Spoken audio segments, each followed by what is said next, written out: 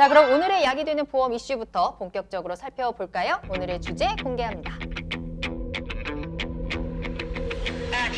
네, 오늘의 주제는 바로 태아보험 A to Z입니다. 사실 임신을 하게 됐을 때 거의 필수로 준비해야 되는 보험 중에 하나가 바로 이 태아보험일 텐데요. 하지만 워낙에 보험회사도 너무 많고 또 우리가 쉽게 접할 수 있는 보험이 아니다 보니까 이 알아보기가 그렇게 쉽지만은 않은 것 같습니다. 자, 대체 어떤 보험을 태아보험이라고 부르는지, 또 태아보험은 우리가 알고 있는 보험과는 무엇이 어떻게 다른지 좀 알아봐야 될 것 같은데요. 자, 태아보험. 왜 들어야 하는 거고 또 언제 가입을 하는 게 가장 좋은 걸까요? 네, 태아보험의 가입 시기와 이유에 대해서 설명을 드리자면 아이가 출생하면서 예기치 못한 일에 대비해야 되기 때문이라고 말씀드릴 수 있습니다.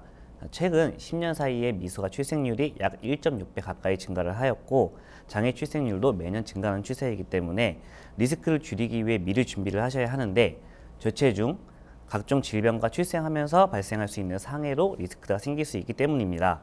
이 리스크를 줄이기 위해 태아보험 가입 시기는 각 보험사마다 다르지만 22주 이내에는 가입을 하셔야 하는데요. 다만 태아보험의 경우 아이의 건강 상태뿐만 아니라 산모님의 건강 상태도 보기 때문에 검사가 많이 시행되기 전 준비하시는 거 추천드리고요. 특히나 기왕증이 있으셨던 산모님이라 하시면은 임신 사진을 확인한 날로부터 최대한 빨리 준비하시는 걸 추천드리겠습니다. 네, 태아의 상태뿐만 아니라 엄마의 상태도 중요하다라고 말씀을 해주셨는데요. 최근에는 이 젊은 20, 30대 가운데에서도 뭐 고혈압이라든지 고지혈증 같은 이런 만성 질환자들이 워낙에 많이 늘어나고 있다 보니까 산모님들께서도 미리 좀 확인을 해보시는 게 가장 중요할 것 같습니다. 자, 그리고 저도 그렇지만요. 제가 직접 보험을 가입하는 경우보다는 예전에 부모님이 준비해 주셨던 경우가 훨씬 더 많거든요. 아마 시청자분들께서도 그렇기 때문에 조금 더 헷갈리는 부분도 많을 것 같은데요. 기존에 우리가 가입되어 있는 보험과 이 태아보험은 어떤 차이가 있는 건가요?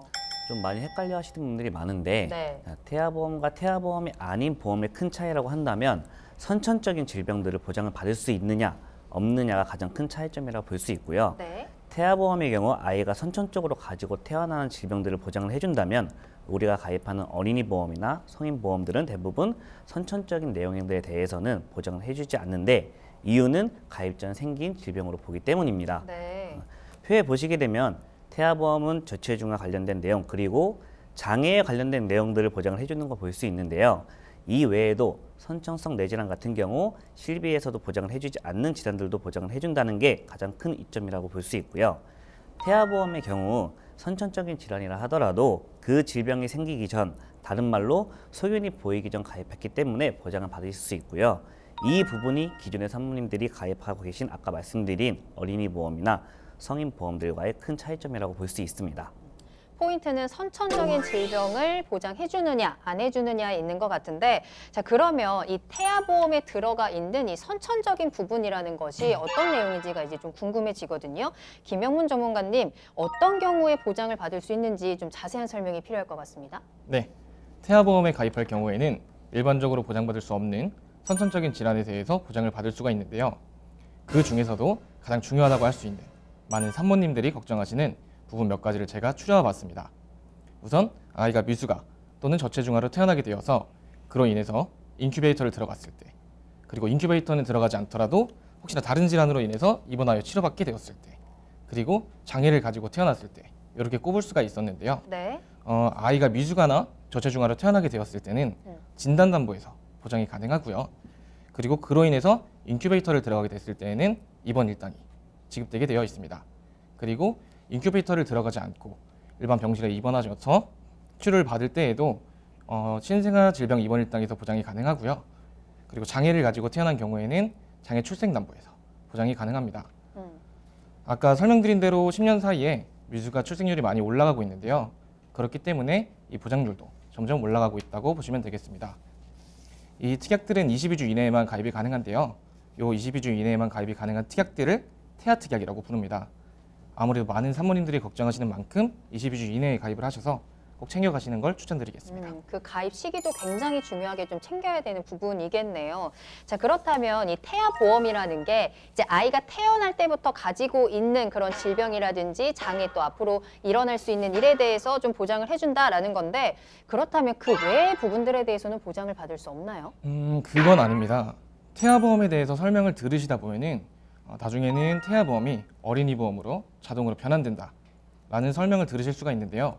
그만큼 태아보험에는 많은 어린이보험들의 특약들이 똑같이 들어가게 됩니다. 여기서 어린이보험이라고 한다면 우리가 일반적으로 가입하고 있는 일반 종합보험이라고 생각하시면 편하실 텐데요.